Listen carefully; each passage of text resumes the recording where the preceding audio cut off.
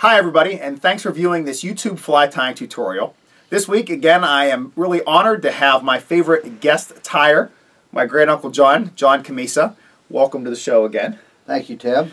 Well, last time my uncle John and I had a little Q&A, and a lot of people really enjoyed that. So we're going to start off. I'm going to ask him a few questions, nothing too over the top, and then he's going to get into tying one of our favorite patterns, the Adams Catskill style. But for starters, I know a lot of guys watch this video, and a lot of them are beginners. What advice do you have for beginning fly tyers? Well, the first thing is you have to practice, practice, practice. Because if you just sit and look, you're not going to develop anything. Yeah. And there are many ways of tying flies, and when you quit learning, that's when they put you in a grave. Okay, okay. Now, I know you love to tie a lot of different patterns. And it seems like you'll be doing a lot of reading, and then maybe you might go crazy with that pattern for a while. What's your current pattern you're going crazy over? Or style, I should say. Probably streamers, okay. I enjoy tying streamers. And probably one of the best streamers that I know that anybody can use and catch fish at any time is a black ghost. Okay. Okay, and that's one of my favorite flies. Okay. And what book are you reading right now? Right now I'm reading, what's the name of the book? Blade's book. William Blades. William Blade on streamers. Okay. It's an old book. I think it's out of print. I don't know if you can get it or not, but it's a very good book on streamers if you're interested in streamers. Okay. All right, so all of you younger tyers out there, we definitely still read a ton, both my uncle and me, even though I think he reads a little bit more than me. So don't be afraid to, shoot me an email, and I'd be happy to recommend some books, or I could always forward it to my uncle, and he could recommend some books for you as well. Let's talk a little bit about this fly. You're going to be tying the Adams Catskill style? Catskill style Adams, right. Why Catskill and not parachute? Well, I'm from the old school. You know that, Tim. I've been tying flies for probably 40, 45, maybe 50 years. I don't know. I just can't remember because my mind slips a lot. But anyhow, that's what I learned tying Catskill. And basically, I caught a lot of fish on Catskill flies. Yeah. And if you catch a lot of fish on flies, why change? I mean, yeah, change is good, but if you're catching fish, that's the main thing. And it casts well, okay? Yeah. Yeah. Yeah. Now, it's frequently said that this Adams, or the Adams dry fly in general, is the #1 selling dry fly of all time. Why do you think it is so popular? First of all, the Adam represents nothing, and it represents everything. What I mean by that, it doesn't say that it's what am I trying to say now? Something with a Hendrickson, or even any fly that you could mention.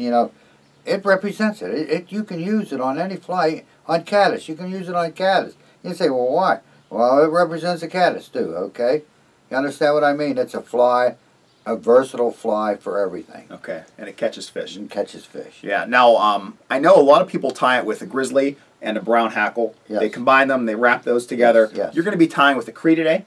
Cree represents both of them. It's a brown and dark. When it wraps on, you're actually wrapping the brown and the grizzly together. Okay. One fly. Okay. If you could get it. It's on the expensive side, but I would recommend getting it. Okay. And I do know there's a couple places we like to get our hackle. There's a guy out west, Lars from Clearwater Hackle. He's really known for this Cree hackle right now. He's really an up-and-comer in that Cree industry. You can check out Clearwater Hackle. We also have some from Collins Hackle Farm. That's what I'll be using today. Okay, my uncle has some from the Collins Hackle Farm. Mr. Collins over in the New York area. He has a lot of different Cree variations. So we recommend you check it out, both of those, because they're both just really incredible hackle providers. All right, well, I guess with all that said, let's get everything cleared off, and we'll start tying this Adams fly, okay? Good idea, Tim. All right.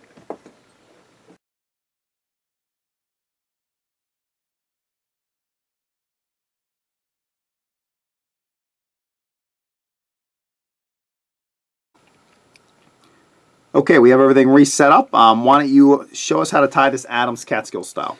Okay, I've been tying for a good while. Probably the important thing is that everybody has a style of tying flies their way, okay? And my way is, I generally put the hook in, with the barb like that, and I level it off a little bit. And I got it where I think it is pretty good, And I have this Dynaking vise here, which I can move around to suit myself at any time. It's not anchored to anything, and you can do what you want with your vise. But anyhow, first of all, we're going to start this fly about 2 or 3 eyes back. Okay, we're going to wrap and tighten the wrap, and we're going to wrap it and anchor it in there. Okay, you can see that I have it anchored pretty well. I'm going to cut the excess off. Now, a lot of people tie this at them with wings of their own, but I prefer using hen hackle grizzly. You can see the price of this. I don't think you get it for $8 anymore. Okay, I'm going to select 2 hackles from this here neck here. Okay, there's one. I'll set it down here, and I'm going to probably pick another one out. There's 2. Okay, I'll set them down, set my set, and I wet my finger before I put these hackles on. Okay, I don't cut any of the barbs off or strip any of the barbs, because I want these barbs to be in there, and I want them to be tight. Okay, there's certain times where I cut them off and use. You'll see when I put the hackle on for the fly. Then I put these on. You can see that it's set there, and I got them. Okay, and they're wet, and they'll stay together wet. Okay, and you can see they're both together, but they won't be. And I measure about the length of the hook, maybe a little bit longer, and I place them right over the base of that, and I know where it's at. Okay, and I'll bring it up, bring it down slow. Okay, up, down, and I got it in there. Okay, and I'll bring these back. Okay, I have my wings almost set where I want them. Okay, now they are set. Okay, what I do is I'll put a figure 8 between them. Okay, thusly, and I have my wings set up. Okay, and I work my way back.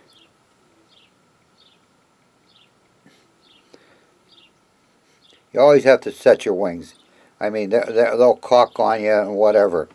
Now, what I'm going to do is cut this off. Now, I can tell you right now, did you notice how I put these in? I tied with the butts to the rear of the hook, okay? Yeah. Because I don't want no bulk in the front. When I'm wrapping, I want all the bulk back, and I can adjust the body to that bulk, okay? Now, I'm going to bring this clean back, okay? Now, I told you there's many ways that tires tie. Okay. You can see that I'm wrapping a fairly even line across there. Okay, I get back here about, maybe right where the point of the bar, right where the point is of the hook. Okay.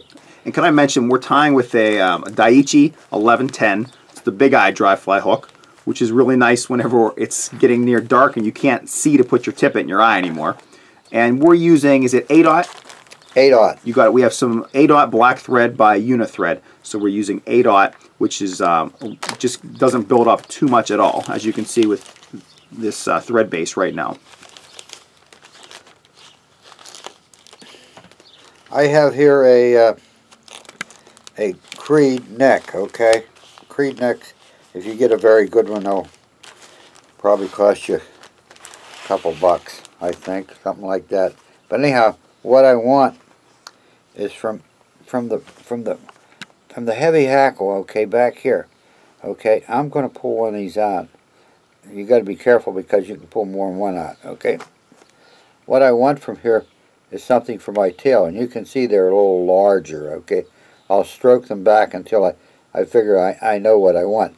And you can see that there's a brown cast and a dark cast in there, which make up the brown and grizzly, okay?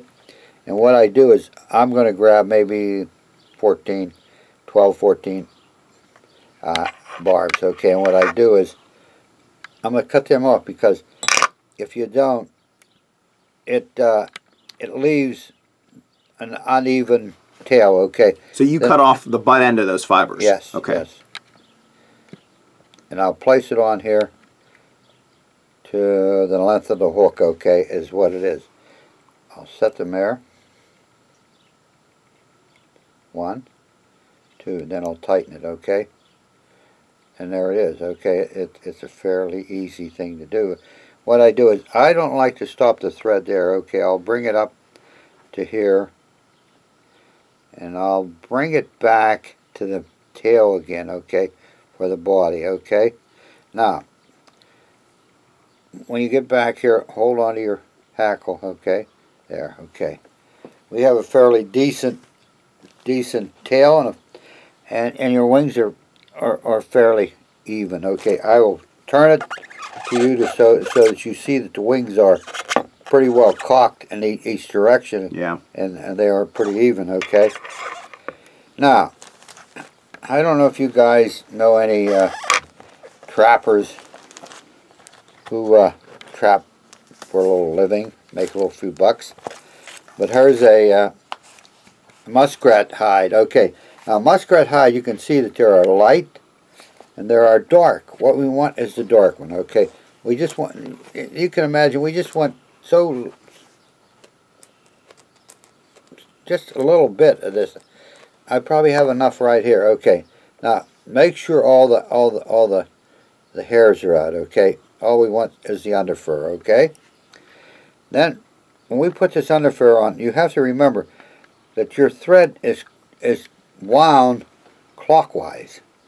So you want to put your fur or your dubbing counterclockwise. You're opening up the fibers and it's locked in, okay? Thusly, okay? Yeah. A lot of people don't know that, you know, that that'll lock it in and it'll hold it. Now, what we want is a very fine body, okay? We probably, a lot of people over dub their bodies because, you know why? Because if you go in any sports shop, they have them so that they look really pretty, okay? But if you look at any insect in the water, we wrap it very carefully, very thin. We don't want a heavy body. We don't want nothing heavy, okay?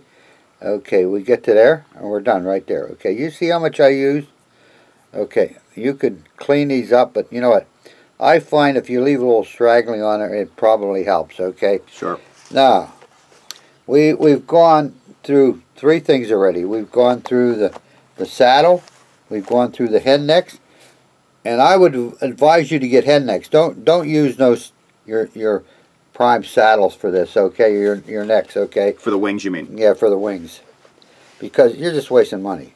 You can get hen hackles very cheap, and when you go, you need one, okay, like this, okay? This is probably a very good 14, okay? So now you're grabbing a piece of the Cree collar hackle. Yeah. Is this from the hen or the? That's from the cock, from the male. Okay, so this is from the cape, actually. Yeah. And I would say that if you're going to tie all 14s, then the saddle's all right. But if you're going to tie many versions, different sizes, I think you ought to go with the neck, because the neck has all the sizes you need on it. Whereas the saddles, you buy them and there's only one side. Okay, I'll hold up this neck, and just so people have an idea, when we're talking about this neck, the neck, it's definitely a variation, because down closer to this bottom section where I'm pointing right now, yes, they're really small fibers. But then as we get further up, we move into fibers that can tie size 12, size 10s, maybe size 8s. But down here, you still have some 18s, some 20s. So you have you have a lot of different fibers you can choose from. Versus if you're tying from a saddle, you might be stuck with 14s and 16s. So you have to make that decision. If you're going to be tying a lot of one size fly, go with a saddle. Otherwise, necks are without a doubt a great versatile choice. Yes, and you remember I told you that I don't cut the barbels off. Okay, now I'm cutting this off. Okay, all I want is that. Okay, now what we're going to do is we're going to cut some of this off. Okay, leave the stem there. Okay.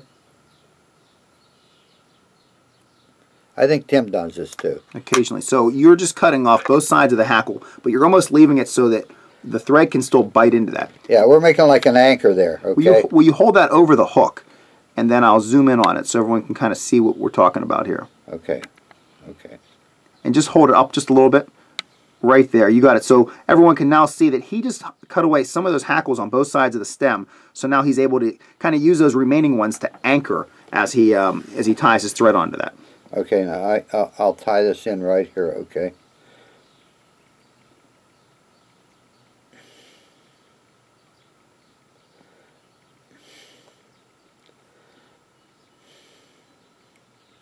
Go in the front, hold it right in the front, okay? You got to keep setting these hooks, these hackles, because they are flimsy. Sure. Okay. Sure. The wings.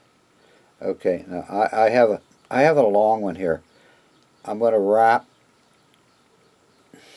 1, 2, 3,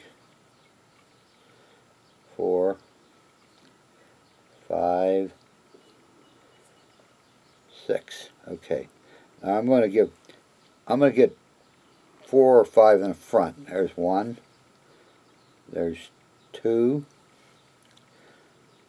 3, 4. Okay. Then I'm going to lock these in. Okay, I'm going to lock this in. Okay, right here.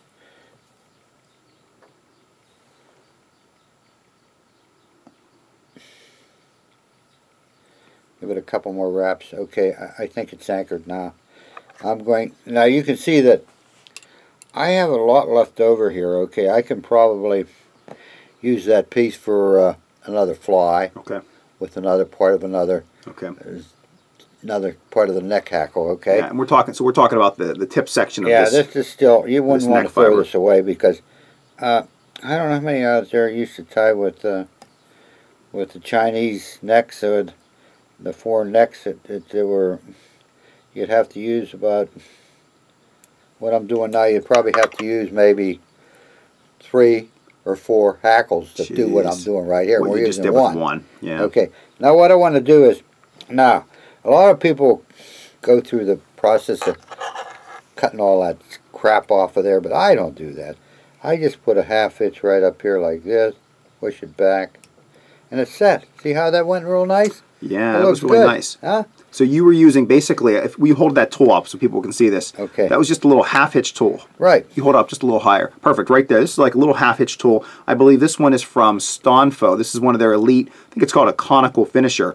But basically what my uncle did was just put in a quick 1/2 inch, and all those fibers that were jutting out over the hook eye, he just locked them in and pushed them back. Okay. I was going to show you a method, but it's sliding a little bit, and I don't think it's advisable. Okay, we're going to put a whip finish on it. 1, 2, 3. I put 4. Okay. Now what I do is, a lot of people finish here. I put another whip finish on, make sure. Okay. Yeah. Because a lot of times I don't use no lacquer or anything. 1, 2, 3. Okay, basically it's done right now, okay? Yeah. Looks pretty good. Yes, it does. Okay, now, I'll turn it towards you. Okay. I will adjust my hackles. Okay. Nice. Those wings are splayed really nice. Yep. Okay, do you want to give us that side profile one more time? I'll turn this camera with it. And that is a look at the finished Adams Catskill. Is there any special way that you like to fish this pattern? Like I says, it's not imitating anything. If you want to fish it on a drift, or even give it a jerk once in a while, you know, like a caddis, if the caddis are on, okay. Don't be afraid to do that, you're saying. Don't be afraid. And we tied, this was a size 14 today. You'll tie this as small, basically as small as you get? Yeah, you can go to 20 with this. Okay.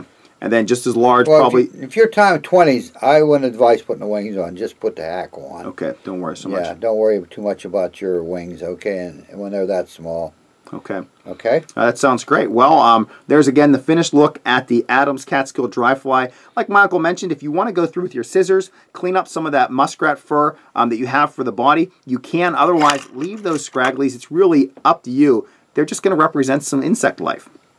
Well, we really do appreciate you viewing this YouTube fly tying tutorial.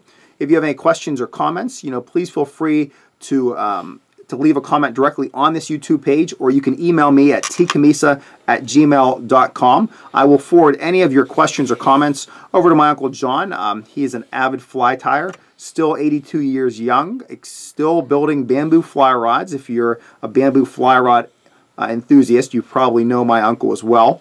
And with all that said, we'd just like to thank all of you for viewing this YouTube fly tying tutorial. Thanks, everybody. Thank you, Tim, for inviting me here again. You're welcome, Uncle John. I really appreciate you coming over here and tying this Adams for us.